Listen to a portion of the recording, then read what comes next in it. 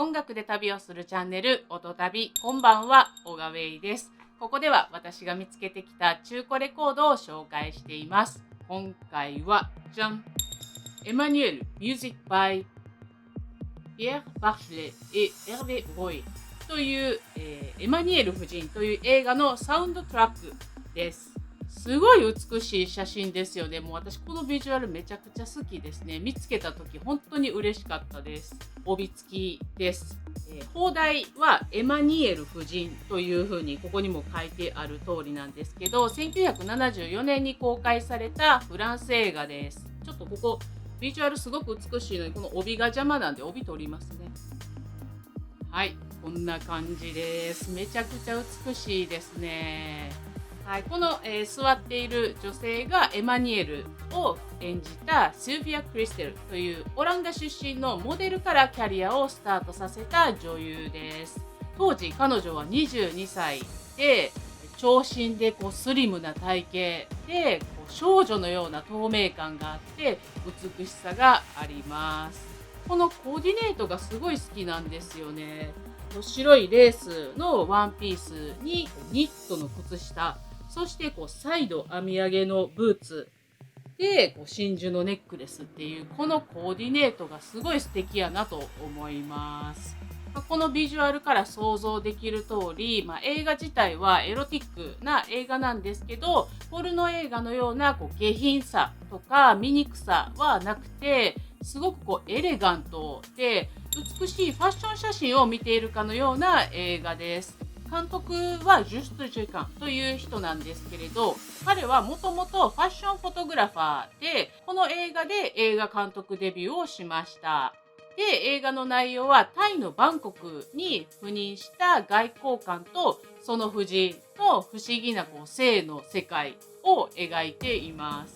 もともとパリで定女で過ごしてた夫人がタイに来てから性の自由、性の解放っていうのに目覚めて、で現地に住むさまざまな人々がエマニュエルと性的関わりを持っていくっていう衝撃的で本能的でドキドキするような内容です。ただそれでもポルノに見えないっていうのはやっぱりこの主演のシルビア・クリステルの上品さが大きいなと思います。どっちかっていうと彼女のファッションも面白いし、タイの情景も見ててすごく面白いです。とはいえレイプされるシーンもあるので男性が優位に立って女性を調教するみたいなそういう描き方をされていたり、やっぱり女性蔑視な要素もあるなと思います。でこの映画3部作になってて、エマニュエル夫人の後は続、2があって3があると。でその後4、5、6、7まであるみたいなんですけど、一旦3で完結してます。それぞれ監督も違って音楽の担当する人も違います。はい、なんだったら2から夫役まで変わってます、配役が。はい。で2はどっちかっていうとポルノ映画のようでもうセックスのシーンばっかりっていう感じです。ただ音楽はカンシス・レイという男と女とか愛と悲しみのボレロとかの音楽を担当した人が、やってます。内容自体は特にないっていう、どんどんそのエマニュエルのこの性がどんどん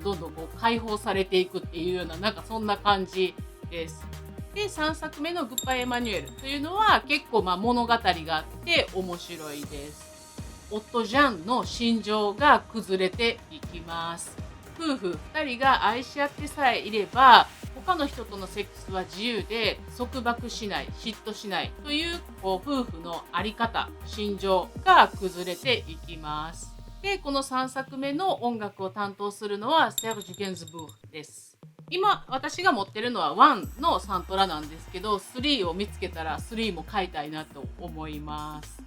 でこのテーマソンググッバイエマニュエルっていうのも結構レゲエ調になってて、でファッションも3作目はすごくおしゃれです。衣装を担当するのはキャトリーヌ・ルテリエという方で、ファッションを描いた映画「ヘタポルテ」を担当したり、あとはリュック・ベッソンの「ジャン・ダーク」とかオードリー・トゥトゥが主演したココ・シャネルの映画ココアバンシャネルの衣装を担当してたりします。さすがやっぱりおしゃれなんですよね。それを見るのもすごい楽しいです。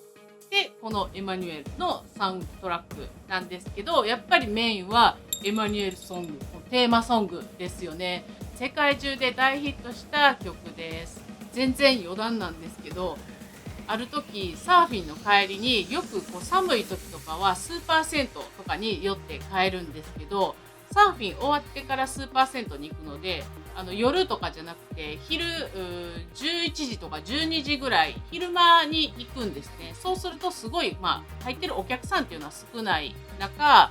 たまたま私が脱衣所に入った時はおばちゃん、70代ぐらいのおばちゃんで、こんな太ったお腹ボンって出てるようなおばちゃんと私と2人っきりだったんですけど、その、服を脱いでる途中にエマニュエル夫人のこのテーマソングが突然流れ出すっていう、すっごい気持ち悪い、なんじゃこりゃと思いながら着替えたのを覚えてます。で、その時にすごい力やなと思いました。この曲が流れるだけですごいエロティックな空気感みたいなのを作ってしまうっていう、おばちゃんは何も考えてなかったと思うんですけど、すごいなっていう曲の力みたいなのを感じました。で、今回これを買って初めてこの曲をレコードで聴いたんですけれど、レコードの音質の良さっていうのを改めて感じました。何度も聴いている曲なのに、レコードで聴くとまた全然違う風に聞こえるっていう、さすがやっぱレコードってええなと思いました。ピアノの音質が特に良くて、感動しました。で、このアルバム、ちょっと謎めいてるのが、A1 と B1、全く同じ曲が入っているっていう、なんでやろっていう、それはもう謎でしかないんですけど、エマニュエル・イン・ザ・ミラーという曲が全く同じものが入ってます。あとも全体としてテーマソングのアレンジのパターン、ロック調になってたりとか、ギターがギュンギュンになってたりとか、そういうパターン違い、アレンジ違いみたいなのがたくさん入ってます。で、そのエマニュエルソング以外でええなと思う曲が A7 のエマニュエル・スウィムスという曲。これは幻想的でミステリアスな雰囲気を醸し出す曲ですごい好きです。で、A2 のエマニュエルソングイングリッシュバージョンというのが入ってて、これがちょっと面白いというか、映画では使われてないはずなんですけど、その名の通り歌詞が英語バージョンになってるんですけど、英語とはいえフランス語なまりがめちゃくちゃきつい英語で歌ってるので、原曲のそのフランス語バージョンの気だるい感じっていうのが意外と英語のバージョンでもそのまま引き継がれてて、ただフランス語なまりがめちゃくちゃきつい英語にちょっと笑けてくるっていうような曲です。で、B3 のエマニュエル・ティームという曲、これはエロティックなシーンで感情がどんどん湧き上がるっていうような情景を思い起こさせます。で、そのエマニュエルのテーマソング以外で一番好きなのは A9 の Cigarette Act ですね。これも有名な曲やと思います。すごいメロディーが印象に残るんですけど、なぜか私はセルジュ・ゲンズブールのジュテン・モア・ノンピュっていう曲があるんですけど、それと重なり合うっていうのがあります。そっちもすごいエロティックな曲なんですけど、なんだか重なってくるっていう。はい、すごいでもいいメロディーで素敵な曲やなと思います。